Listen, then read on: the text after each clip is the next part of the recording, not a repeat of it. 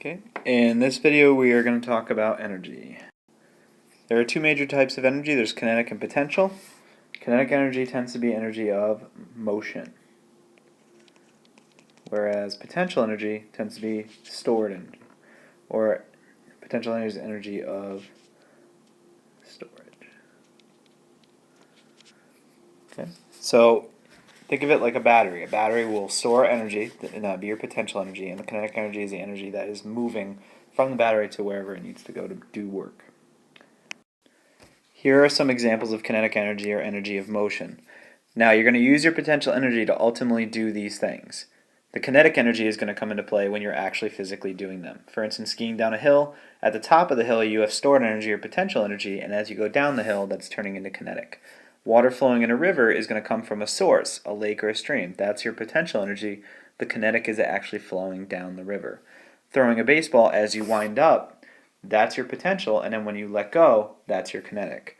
And then dropping out of a plane, as you start to rise up in the plane, you're building your energy through increasing elevation. Then when you drop out of the plane, you're now turning that over to kinetic energy. Here are three examples of potential energy. We've got water behind a dam, a spring, and a yo-yo wound up. All three things can be used to do work eventually, or what would ultimately be turned into kinetic energy. The three major ways to transfer energy are conduction, convection, and radiation.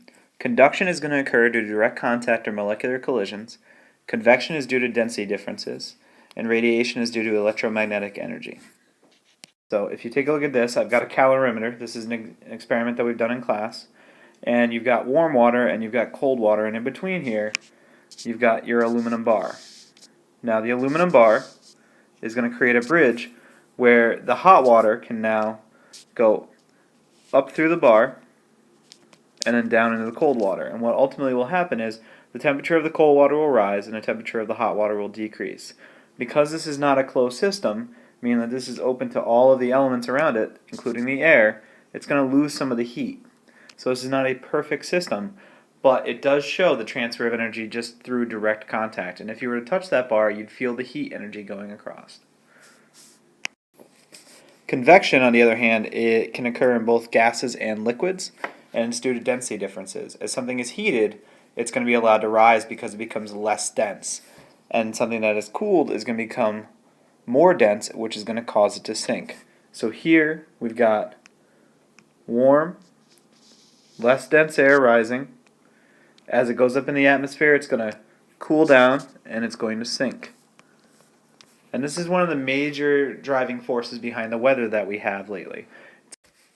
Radiation is a transfer of heat through electromagnetic rays, and it can happen in both space, which would be a vacuum, and non-vacuums like our atmosphere. If you take a look here, I've got the best example, which is the sun, which is radiating energy to two different things. One is dark and rough, and one is going to be light and smooth. The best absorbers of energy tend to be dark and rough, because the roughness is going to increase the surface area, which is going to increase the amount of energy it can take in, and when it's black, it's absorbing all the spectrum, not just limited spectrum. And when something is white, it tends to be reflecting that back to your eye. Electromagnetic energy can be told apart by the different wavelengths. So each different type of energy that we have in the EM spectrum, it has a different wavelength, and that's how we can tell them apart.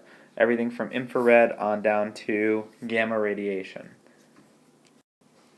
Here I have the chart from the reference table for the electromagnetic spectrum. A couple things I want to point out. If you look over here to the right, you can see that the wavelength is increasing as we go towards the right. If you look over here to the left, the wavelength is decreasing as we go towards the left. So what that means is if I were to draw a wave here, here's the start, here's the end.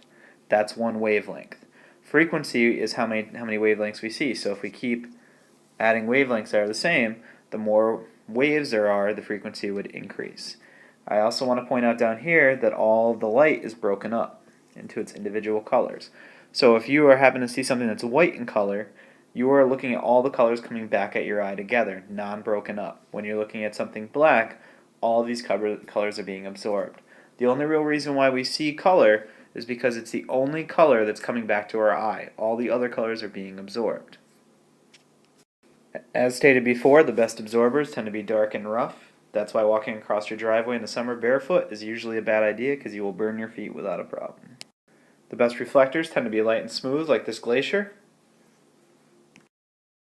The best absorbers of electromagnetic energy also tend to be the best radiators of electromagnetic energy, which means if something can take in a lot of heat energy, it's also going to be able to give that heat energy off rather quick, and a lot of it. The best example is asphalt, which I talked about before. You can walk across on a hot summer day and burn your feet simply because it's taking in that heat and also giving that heat off really well. First thing I want to say is that we're going to disregard what it says up top here. This is not on the reference table. What you're going to use is page 13. There's a conversion chart that's later on that I'm going to show you. So we're going to X that out right there.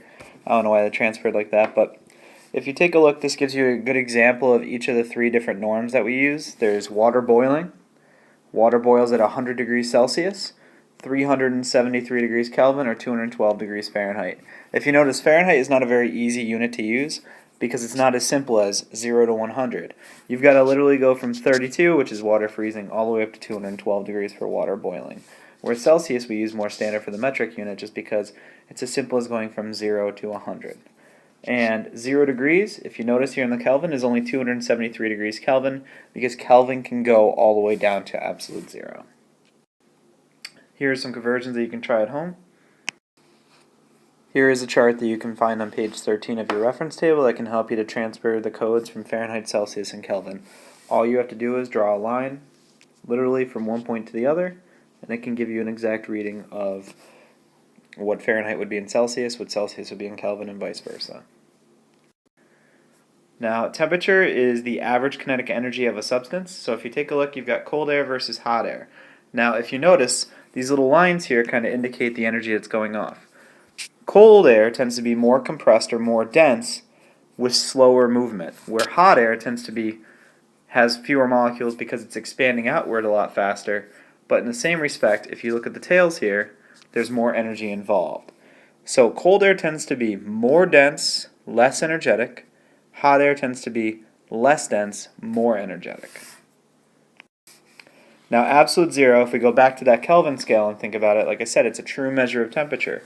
So when you hit absolute zero, there is no molecular motion occurring at that time.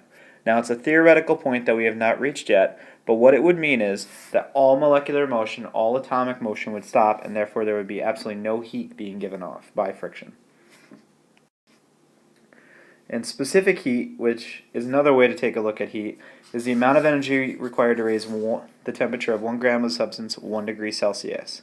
Now, this is from the first page of your reference table, so if we take a look, I'm going to write that down just so you know. So page 1, ESRT, and it's in the upper right-hand corner. And as we go down the chart here, you're going to notice that the specific heats tend to drop off. So something with a lower specific heat is going to melt a lot faster than something with a high specific heat, because the thing with a high specific heat is going to take much longer to heat up to that point that it needs to be. And I want you to particularly pay attention to water right here. Now, water takes, of all known substances, takes the longest amount of time to heat up and cool down because of its high specific heat.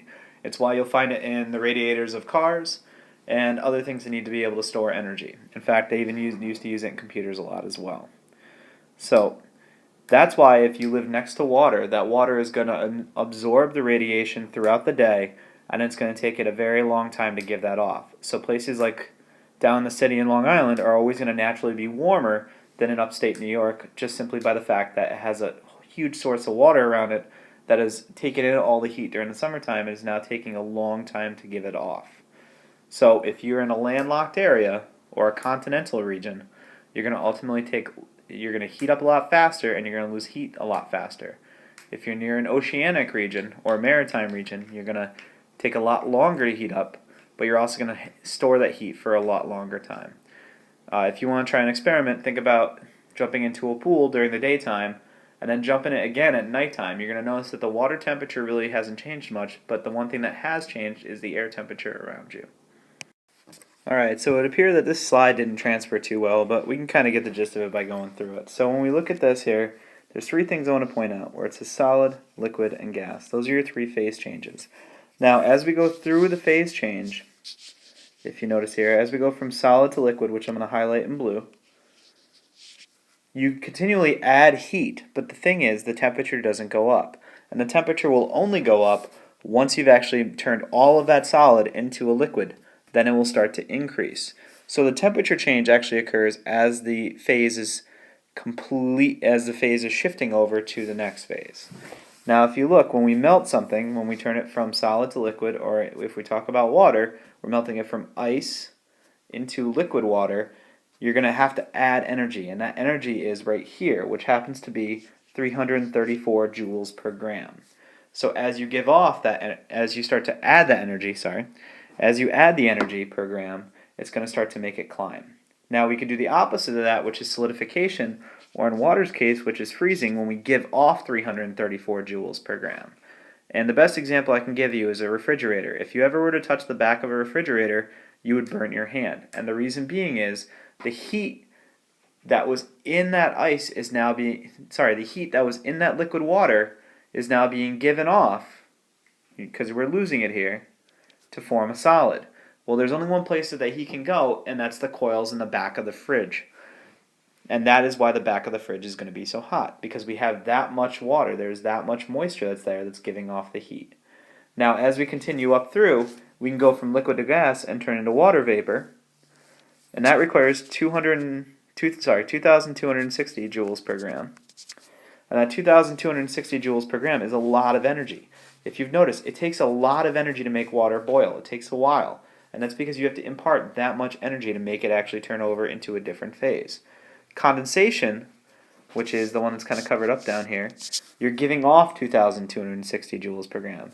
So if you notice before a storm, all that energy that's there forming a cloud is now being released off into the atmosphere, which is why sometimes it can generally get a little bit warmer before a snowstorm.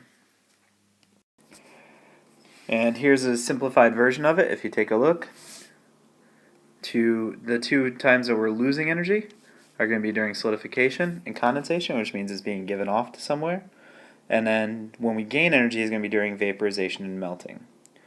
Now, these numbers for some reason didn't transfer over properly, but for condensation and vaporization, it takes 2,260 joules per gram, and then for melting and solidification, it's 334 joules per gram.